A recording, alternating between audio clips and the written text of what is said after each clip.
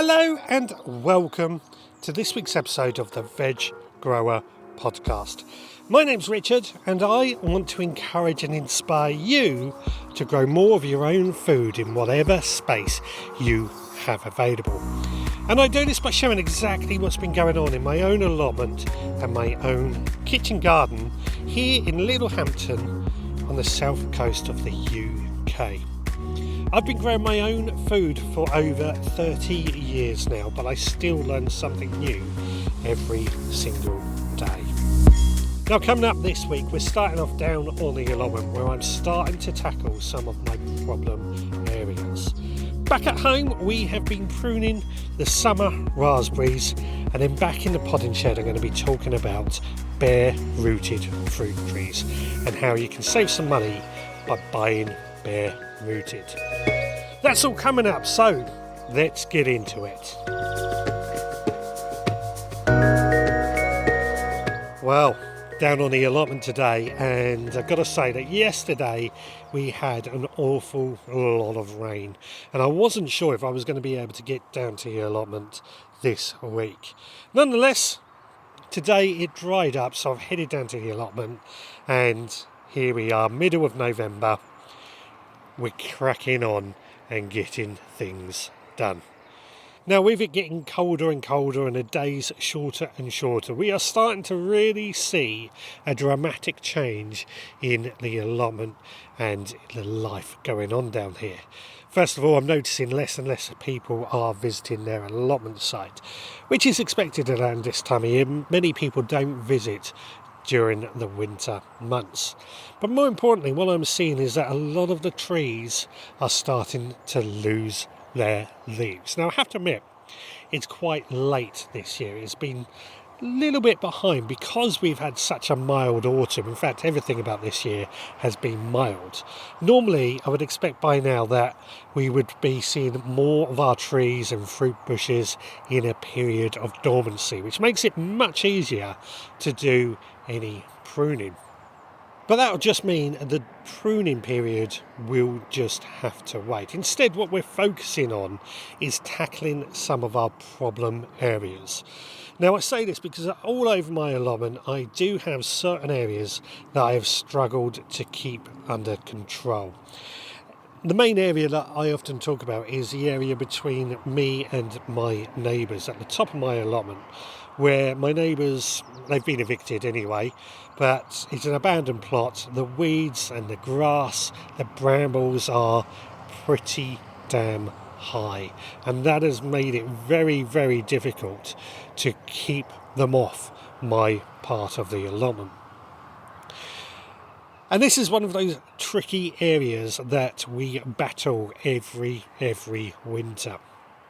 Now, the thing is, the top bit I've been tackling for quite a few years, and I've got a routine now, and I think we are under control. But there's very little I can do until somebody takes on that allotment and gets it back under control. However, other areas that are on my allotment is where I will focus my energies. Now, one of those areas is my asparagus bed. Now, my asparagus bed is pretty weedy throughout the year. We try and keep on top of it, and we've developed methods of making it easier. Asparagus, of course, hates weeds. But my asparagus has died down. Now, I try and leave the asparagus stems on the plant as late as I possibly can. They die down, they've turned yellow, they look like bits of stick, but they're still hanging on there. And all the time that they're hanging on, they're putting all that energy back into the roots. So I like to leave them as late as I can until basically the wind breaks the stems off. But what I've done is I've had a good clear around at the base, removing any weeds. I've then added a fresh mulch of good compost from my compost bin. I've also added a few bits of seaweed.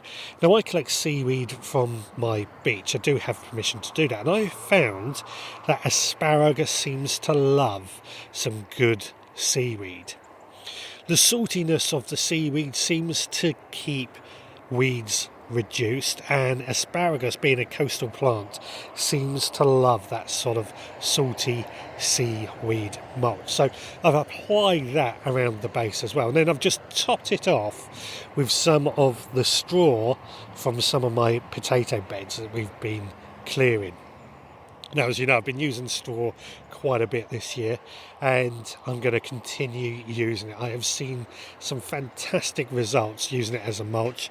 Some of my potatoes have been the best potatoes I've ever grown this year, and I popped this in part down to the straw mulch. So with my rhubarb, my asparagus, my perennial plants all mulched with this good straw, what I'm hoping to see is even better results come the growing season. I'm hoping that the rhubarb, the asparagus, is just going to bounce back in spring, and because it's protected, it's going to get a really, really good head start. But that's not the only area that I have been concentrating on. I've got an area under my gooseberry bushes down by the bottom of my allotment by my shed. Now, gooseberries have some horrible thorns on them, and that's made it very, very tricky to keep this area tidy. But what's worse, I've had some really thick brambles. Now, last year I did try cutting the brambles off as close as I could to the base in order to try and kill them off, but that didn't quite work. And what my idea was that we would constantly hoe around the base in order to try and stop any brambles from regrowing. Didn't work. Again, because the gooseberry thorns are so thick, it's proven very difficult to be able to get in there and remove any weeds without hurting myself seriously. So I didn't really get in there and keep on top of the brambles well enough.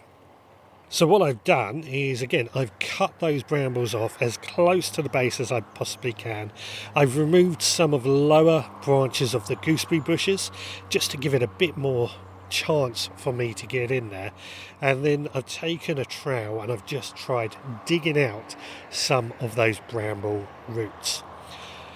Not easy, because these bramble roots can be incredibly tough and incredibly thick, which the stems on these brambles was a good inch thick. They were proper branches. So by getting in there, I'm hoping that we made enough of an impact that we reduce it down, and we can then try and keep that hoe running through by raising the branches up off the ground a bit more.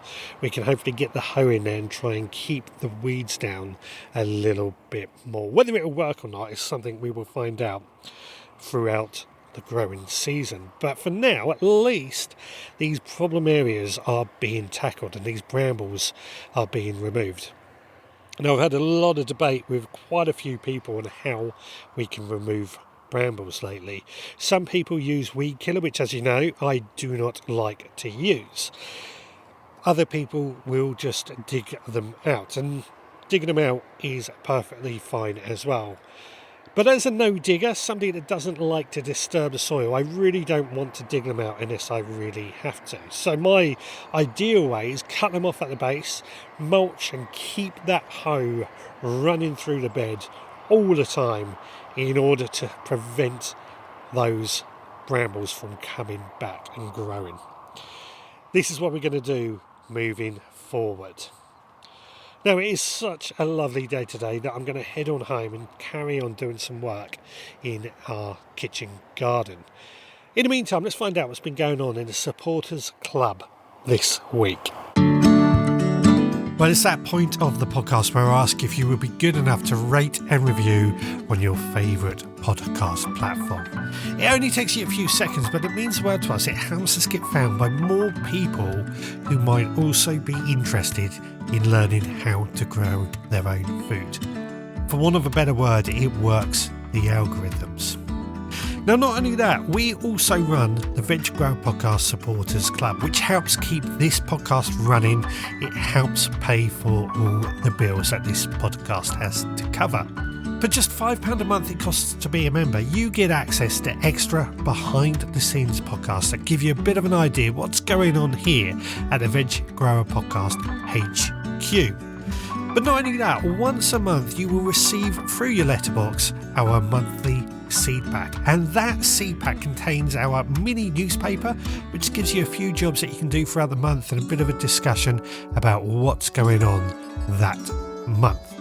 But not only that, you also receive a few packets of seeds that can be sown in that very month. And these seeds I've chosen to be sown in that very month because I don't want them hanging around waiting to be sown. I want them sown as soon as they arrive.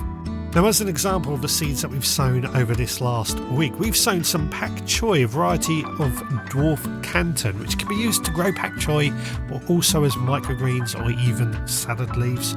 We've also sown some mint, a delicious herb that we're going to grow indoors on our windowsills throughout the winter months.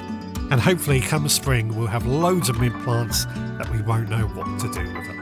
Now, that's just an example of the things that we get up to in the Veg Grower Podcast Supporters Club. If that is something that would interest you, then head to the veggrowerpodcast.co.uk to find out more and sign up. We would absolutely love to have you there.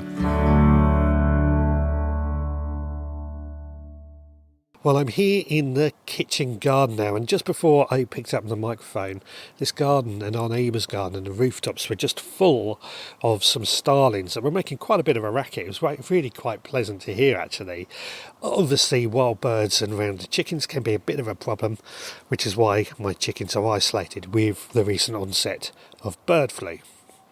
However, one of the things that I have been tackling this week is, of course, the time to prune my summer raspberries. Now, my summer raspberries are a different beast to my autumn raspberries. Summer raspberries, they tend to fruit on second year growth. So any of the stems that have grown this year will produce fruit next year. And any stems that have produced fruit this year need to be pruned in order to encourage more growth, because they're not going to produce fruit next year. So this can be a bit tricky, because how do you work out what is first year growth and what is second year growth? The true answer to that is looking at the stems. You can tell the younger stems are by the colour. Generally speaking, the first year stems will look more green. The second year stems, the older stems, will be brown. And you just simply cut those off at the base. And that's it. Really quite simple, but just got to spend a bit of time checking them over. However, I have a simpler system for keeping this organised. I've got my row of raspberries growing in, and I've got two sides to the raspberry bed. And what I do is first year growth is always down one side of the bed. That means that the other side of the bed, the front side if you like, that was second year growth with the side that has produced raspberries this year. That means all I've got to do is cut down one half of the bed and leave the second half to produce fruit next year. Really quite simple, Most summer raspberries will have a fence or a tie to grow up against as well. So by keeping it on either side of the ties makes it very easy to manage. Really simple, almost too simple, I think. Now, my autumn raspberries, I was looking at my autumn raspberries to work out if it was time to prune those. Autumn raspberries are easier to prune because you just cut the whole lot off at the base. They only produce fruit in their first year of growth. So I'm looking at those, but what we're seeing is they're still producing raspberries and even flowers. So I decided we're not going to prune those just yet. They normally wait until February before we prune them anyway, but we're not going to prune those just yet. We'll wait until they've completely finished producing raspberries and have gone very dormant, i.e. no leaves on them at all. Now I headed into the greenhouse as well, because my greenhouse is, well, it's my saviour this year. It's still obviously producing things like aubergines and chilies, but my tomato plants in particular needed some attention. So I went in there. The stems of my tomato plants are basically all gone brown and just needed removing. I think they came to the end of their life. They've still got tomatoes on them, but we've harvested all of those and used those in recipes in the kitchen this week. And that just meant that they just needed removing and composting, which is what I have done, basically meaning that no more tomatoes are growing inside my greenhouse. Not the end of the world now, because that means that greenhouse is now more space for protecting some of my more tender plants.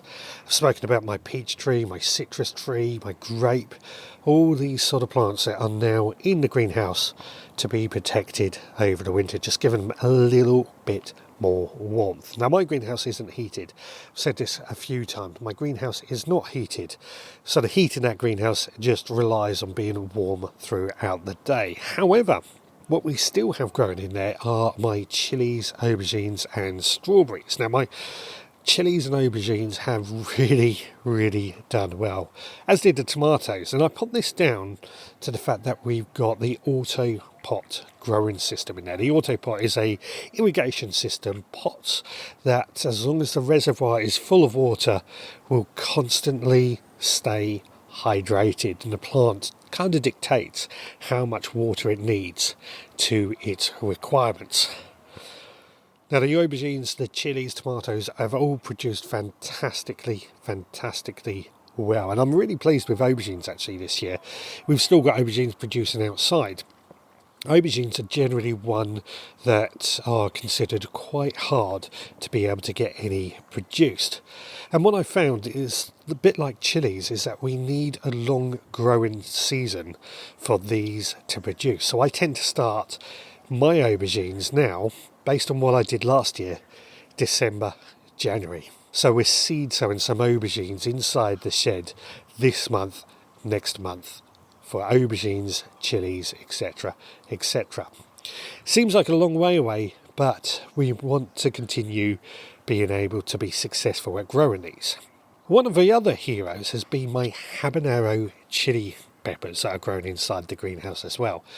Now, I always grow chilies. I love chilies. There's something about them that just makes them really fantastic to use in the kitchen, the heat and what have you. But the habaneros are incredibly hot chili peppers, and I've really enjoyed growing them. We've picked a load of habanero chili peppers this week from the greenhouse, which ties in nicely with our recipe of the week, which is coming up next. And then I'll meet you back in the potting shed where I'm going to talk to you about bare-rooted fruit trees. Chopping all the veggies, sizzle in the air. Chef Scott with the magic, smells are everywhere. Water starts to boil, onions hit the pan. Recipe of the week, let the feast begin. Cooking with Chef Scott, flavors come alive. Tune in every week for a tasty bite. Well, indeed, with all those habaneros coming out of the greenhouse this year, I've been looking at ways of trying to use habaneros up. Now, habaneros are a type of chili that are incredibly hot, but I actually quite like them. And I have to say that this recipe will work with habanero chilies, but it will also work with any other chili that you might have. It's a pretty flexible option if you have any chilies. And this week's recipe is a habanero honey hot sauce, a type of chili sauce that you might want to keep in your cupboard when you just want to add a bit of spice to something that you are eating. It goes well in chili con carne, which is something that I have used this in. Now, this is actually a really easy recipe, and you will find it on the Veg Grower. To make this, I took 8 habaneros straight out of my garden. Now, I actually took away the seeds by cutting into the habaneros, scraping away the seeds, but that's because I want to save the seeds. If you want to use the seeds, you can. They add a bit more heat to the dish, but I took them out because I want to save the seed in order to grow these habaneros again. One thing I will warn you in habaneros and any type of chilies, I do recommend wearing rubber gloves because the oil gets on your hand and it really stings. I had that problem quite a few times after making this recipe, that I ended up touching areas of my body, including my eyes, no matter how many times I washed my hands, and they were stinging. Anyway, 8 habanero chilies that we've de-seeded and placed into a pan, along with 1 large carrot that we've peeled and roughly chopped, 1 small onion peeled and sliced, 3 cloves of garlic also peeled, 200 ml of white wine vinegar or cider vinegar. I use cider vinegar because I really like cider vinegar, 100 millilitres of water, 2 tablespoons of honey, which I've got a real taste for honey at the moment, and a teaspoon of salt. And then all I had to do was just bring this mixture up to a boil and then simmer it just very gently for about 20 minutes. And at that point, the carrot, the onions and everything was nice and soft. I then tipped this mixture into our blender and blended the mix until it was smooth. I liked it quite thick, so I then returned it to the heat just to boil off a bit more of the water.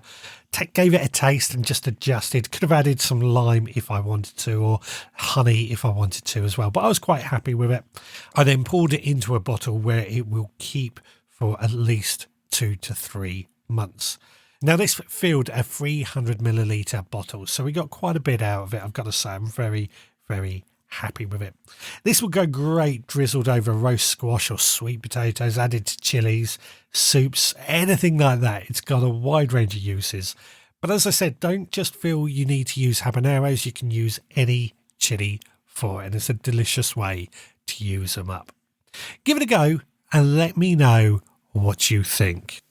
Now, one of the great things about this time of year is that it is possible to buy bare-rooted fruit trees and bushes. And in the past, I have bought quite a few of these over the years. For me, they're a great way to save some money.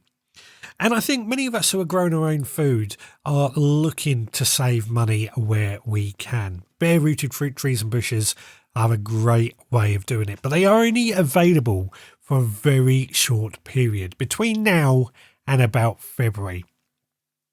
Now, it is a great time to get online, have a look at some of these websites and just find any that you might want yourself. I've been doing that a lot over these last few weeks because I have been thinking I need some more fruit trees, I need some more fruit bushes, especially if not all our fruit trees and bushes have survived this year. But what I've realised is actually I don't have the space for any more. I don't need any more. There is only one I'm buying, and that is a Cornish gold pear tree. And that is because I've been after this pear tree for quite a while. It is absolutely delicious. It makes a really lovely pear juice. And that's the only reason I'm buying this pear tree. I've got to find somewhere for it to grow. I've got to squeeze it in somewhere. But that is the only reason I want it, because it produces a beautiful pear juice. Now, if I was to buy that pear tree on the same website in a pot with plenty of roots, it would cost about £65. But to buy it bare rooted, it could be as little as £25. So it's quite a bit of a saving, I'm sure you would agree. And are they easy to grow once they arrive? Well, actually, yes, they are. They just need a bit of TLC as soon as these plants arrive. They'll come through the post, and what I tend to do as soon as they arrive, I open up the box, I get them out of the box, and then I stick the roots in a bucket of water for about 24 hours. Now, I say roots. The point of these being bare rooted is that they have very few roots on them. They have their main stem, their main root there, but a lot of the little feeder roots have been cut off, and there's no compost around that root at all either. Usually they come wrapped in a bit of plastic wrap or something, and that comes off quite easily. And that's what makes them so cheap, because they haven't got any roots, they're not covered in compost, makes them easy to transport, but they need immediate care. So what we're going to do, stick it in the water for 24 hours, and then if I'm not got anywhere where it's going to go straight away, I will pot it into a pot of compost just to get it established. I might add a bit of mycorrhizal fungi, but all I want to do over the dormancy period, over the winter, it will just start to grow some roots. Now, this is a great time of year for planting these bare-rooted fruit trees. The soil is still warm, which helps encourage those roots to grow, helps encourage those plants to establish. But the plant itself, the tree itself, is unlikely to be putting any of its energies into growing leaves because it's really concentrating in getting those roots to anchor itself to the ground. And then come the spring, they generally bounce back, they grow well, and I actually have had so much success by growing these bare-rooted fruit trees and bushes over the years that I absolutely love it. Now, generally, I find in the new year that supermarkets and certain other stores, B&Q or other places like that, they will sell some of these bare-rooted fruit trees pretty cheap as £7 in some cases. And that's certainly possible to buy those. The risk is that the choice of varieties can be very limited. And the other risk is I find that when they're stuck in a supermarket, they're not looked after very well, they're somewhere warm, and that starts to break the dormancy. You can make a saving, don't get me wrong, you can make a saving, and I've grown quite a few fruit trees and bushes this way as well. In fact, I started most of my allotment off by doing that. There is another danger that I have found when buying it from the supermarkets is that what is on the label may not be what you get. So an example would be the pear tree I have on the allotment. It was meant to be a conference pear, and it really isn't. It's something completely different. But don't let that put you off. If you are looking to make a saving, the supermarket is the best way. But to be completely honest with you, the best way is to buy them now from a online garden centre. There's quite a few available, and they give you the best choice and the best possible plants. There'll be a few links to websites in the show notes if you are interested. I'd love to know if anybody out there has had much luck over the years from buying bare-rooted fruit trees and bushes, and if so, how have you got on with that? Let me know. We are coming to the end of this week's podcast. I asked you earlier if you would be good enough to leave a rate and review on your podcast provider. It really helps me out. It helps us get found by more people. And in fact, last week we did have a review on iTunes, and this came in from Lizzie Grows Veg. She says, really interesting podcast with lots of great advice. Thank you so much. That is a real pleasing thing to hear. We love getting the comments, we love getting the feedback, and it really helps us shape what we're going to go and do with this podcast as well. So please do rate and review. Not only that, it helps us get found by more people who might also be interested in learning more about how to grow their own food.